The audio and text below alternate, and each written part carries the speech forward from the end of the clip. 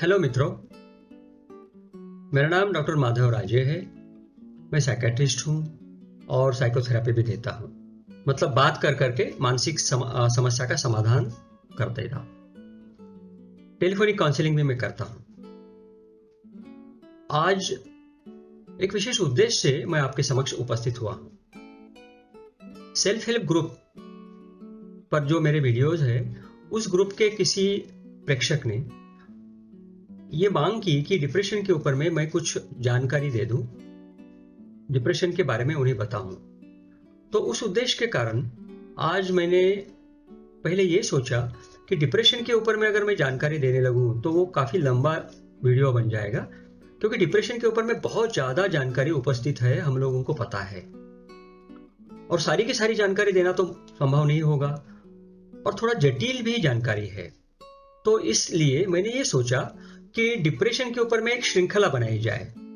पहला वीडियो, उसमें श्रृंखला में आज डिप्रेशन या अवसाद और उदासीनता, मतलब उदास लगना, इसके बीच के डिफरेंस को लेकर के शुरुआत करते। मतलब मैं ये सोच रहा हूं कि उदासीनता और डिप्रेशन के बीच क्या अंतर है, इस क्वेश्चन का जवाब मैं आज के वीडियो में दूंगा। फिर डिप्रेशन के ऊपर में थोड़ी डिटेल बातें नेक्स्ट वीडियो में कहूंगा, और फिर डिप्रेशन को किस तरह से ठीक किया जाए इसके ऊपर में और एक वीडियो बनाऊंगा। इसी श्रृंखला में तीसरा चौथा वीडियो बनाऊंगा। तो चलिए मित्रों, आज डिप्रेशन और उदासीनता में क्या अंतर है इसके ऊपर थोड़ा गौर करते। ओके, सबसे पहली बात तो मैं आप लोगों को ये बता दूं मित्रों कि डिप्रेशन और उदासीनता में बड़ा हल्का सा फर्क है, बहुत ज्यादा फर्क नहीं है, लेकिन फिर भी आपको समझ में आएगा, आपके ख्याल में आएगा, इतना अंतर जरूर है। अब जैसे कि उदाहरण के तौर पे मैं आगे निकलूंगा। अभी सबसे पहला डिफरेंस उदासीनता और डिप्रेशन में जो मेरे मन को लगा, वो सबसे पहला डिफरेंस ये है कि देखिएगा, उदास अगर आप हो, आपके मन में उदासीनता अगर है, तो आप उदास होने से, उदासीनता के भाव के कारण ऊर्जा प्राप्त कर सकते हो।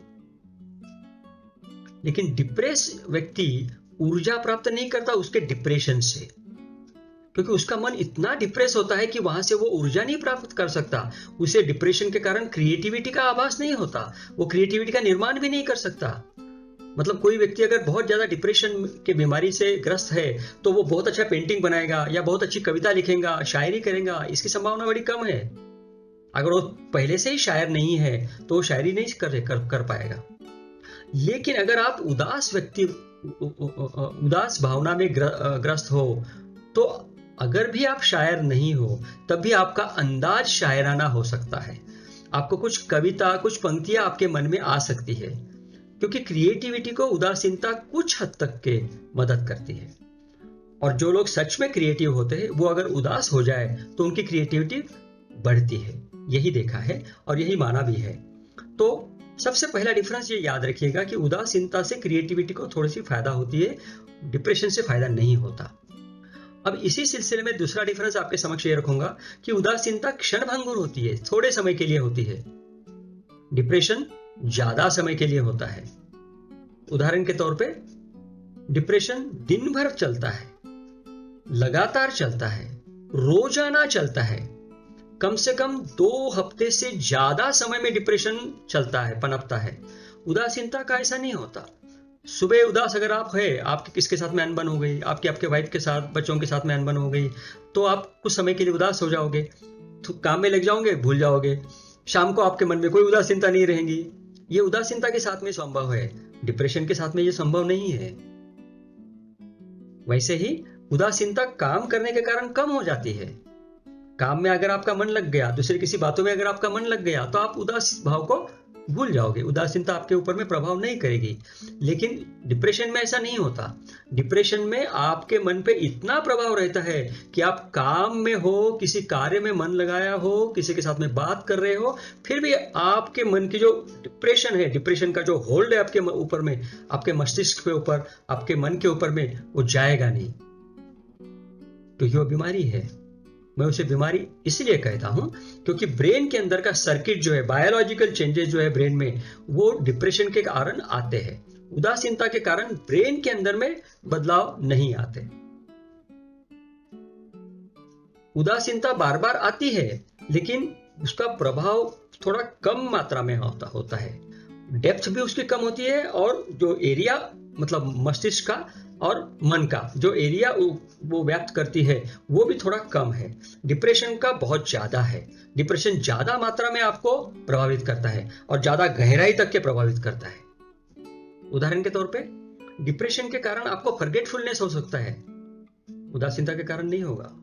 डिप्रेशन का कारण आपके शरीर के ऊपर में असर हो सकता है, उदासीनता के कारण आपके शरीर के ऊपर में असर होने की संभावना नहीं है। डिप्रेशन के कारण आपके मन की मतलब विचार करने की जो स्पीड होती है, निर्णय लेने की जो स्पीड होती है, निर्णय लेने की जो क्षमता होती है, उस पर डिप्रेशन के कारण प्रभाव होता है।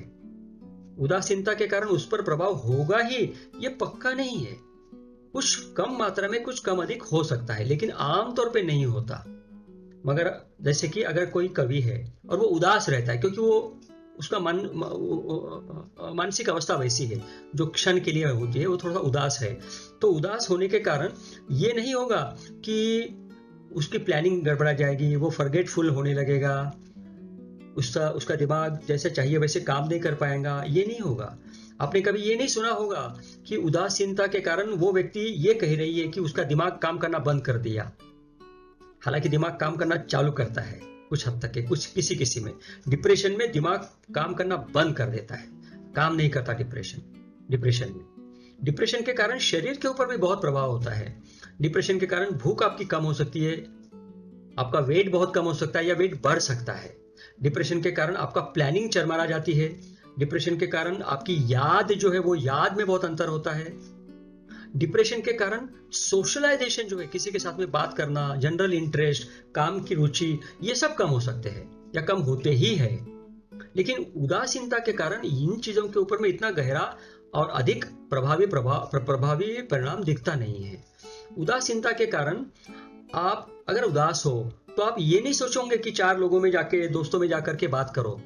हालांकि आप बात करना चाहोगे, अगर कोई आपसे मिलने के लिए आएगा तो आप उससे बात करोगे, उसके साथ में मेल मिलाप करोगे अगर आप उदास हो तो। लेकिन अगर आप डिप्रेस हो तो शायद आप विड्रॉ करोगे, किसके साथ बात नहीं करोगे, अकेले रहने की चेष्टा करोगे, आपको बात करने में भी तकलीफ जाएगी। उदासीनता के कोई साइड इफेक्ट बहुत लॉन्ग टाइम पे नहीं होते, लंबे समय के लिए और लंबे प्रभावी साइड इफेक्ट उदासीनता के नहीं होते। डिप्रेशन के बहुत लंबे साइड इफेक्ट होते हैं। डिप्रेशन ये काफी लंबे समय तक के बीमारी चलती है। कुछ लोगों की आमतौर पे 6-8 महीने या 4-5 महीने चलती है और वो पलट करके आने की संभावना बहुत होती है। कुछ लोगों की सालों तक के चलती है। तो मित्रों, मुझको लगता है कि कुछ हद तक के मैंने आपसे ये बातें डेफिनेटली कन्वे की है कि उदासीनता और डिप्रेशन में अंतर है। अगर आपको मालूम हो रहा है कि किसी आप जिनको जानते हो उन्हें या आपको खुद को नर्वसनेस प्रोलॉन्ग है, मतलब उदासीनता अगर आपकी प्रोलॉन्ग है, अगर लंबे समय तक के है और उसका गहरा असर आपके कार्य प्रणाली पे पड़ रहा है, तो सतर्क हो जाइए और डायग्नोस कर लीजिएगा कि क्या आपकी उदासीनता डिप्रेशन में कन्वर्ट हुई है। क्योंकि ये एक बात हो सकती है, बार बार होने वाली उदासीनता, लगातार रहने वाली उदासीनता डिप्रेशन का रूप धारण कर सकती है। वो डिप्रेशन का शुरुआत का प्रभाव या डिप्रेशन की शुरुआत की पहचान हो सकती है और डिप्रेशन बाद में आता है। अगर ऐसा हो रहा है तो आपने जांच करके लेना चाहिए साइकियाट्रिस्ट से मिल करके कि क्या आपको डिप्रेशन हो रहा है। अगर आपको डिप्रेशन नहीं है तो कोई साइकियाट्रिस्ट आपको दवाई नहीं देगा, वो आपको डेफिनेटली बताएंगे कि आप किस तरह से दवा के बगैर ठीक हो सकते हो।